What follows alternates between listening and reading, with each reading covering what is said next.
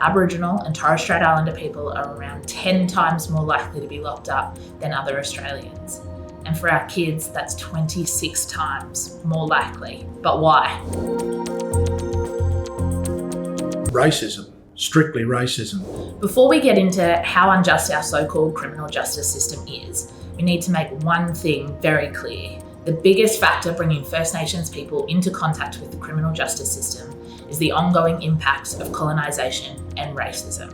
The true history of this country should be widely known and talked about, but it's not. The British colonial invasion, theft of Aboriginal land, rejection of our cultures, social exclusion, the stolen generations, extreme racism and forced poverty. All of this has had continuing detrimental impacts on First Nations people in almost every facet of life. The reality is, even today, First Nations people are still fighting injustices across housing, healthcare, schools, our workplaces, everywhere. But what has that got to do with getting locked up? Well, all of those injustices that I listed also happen to be underlying causes for increased contact with police, courts and prisons. Why is the Northern Territory for the last 18 months not had one white kid in there? It's because the racist laws direct towards Aboriginal kids. The ratio of our kids is terrible. And I think that understanding that racism, that intergenerational racism by those government services to put our kids in these places has been going on ever since they come here. This has not changed. As if being arrested and thrown in front of a judge wasn't already scary enough. Once they're behind bars, things get worse. Abuse of children in prison, including sexual abuse, has been uncovered in every state and territory in Australia. Every single one. Still, our governments are allowing kids to be put in these harmful environments. It's traumatising. Going into the prisons and seeing 10-year-old kids in prison, little kids, and I know that those kids are being interfered with a lot in those prisons. The state governments are the worst mother and fathers in the world. They don't take any responsibility for the kids, and as soon as something happens, they'll either tear gas them or put them in solitary confinement. That's no way to treat a 10-year-old kid. By locking people up, especially our children, we aren't solving their problematic behaviour, but instead we're trapping them in a vicious cycle of trauma. I don't think that we'll ever find the solutions inside the walls of the prison. And what we're seeing is a lot of people who enter our justice system are subjected to constant breaches of our human rights. On top of that, prison is not rehabilitating people. The main risk factor for incarceration is having already come into contact with our justice system.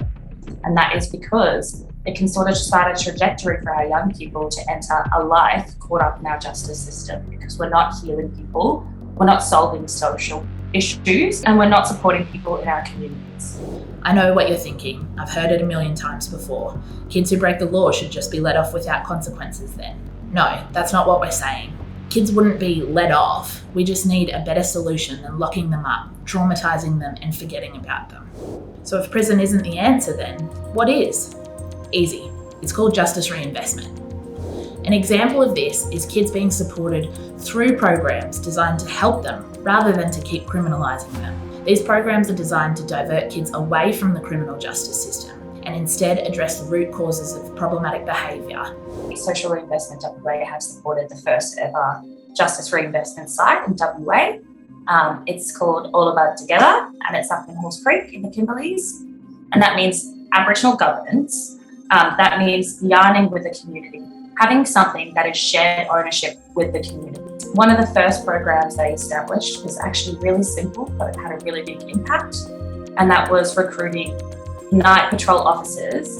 And these officers started on a voluntary basis, and they would just be out on the streets at night time so that they'd be present for any young fellas that were also out. They'd have a yarn with them, they'd take them home. You know, it really just having that extra support in the community that are visible at night time, having people who are culturally appropriate to hold that position. And after the introduction of the youth night officers, Halls Creek saw a 30% reduction in crime. Giving young people culturally appropriate support breaks the cycle of injustice and sets them up to thrive without putting them in a cell.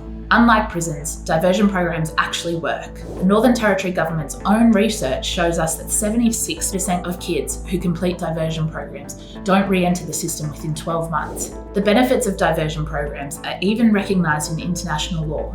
The United Nations Minimum Rules for Youth Justice, known as the Beijing Rules, recommend that the provision of viable alternatives to juvenile justice processing happen in the form of community-based diversion.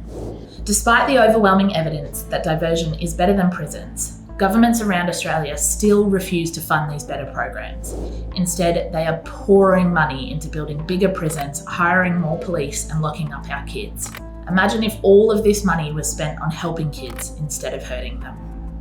It makes absolutely no sense to spend all of this money putting kids behind bars when we know it doesn't work. Instead, we should be funding First Nations-led programs which have much better outcomes for our kids and our communities. If we support these solutions, we can work towards breaking the cycle of incarceration and end the overrepresentation of First Nations people in the criminal justice system.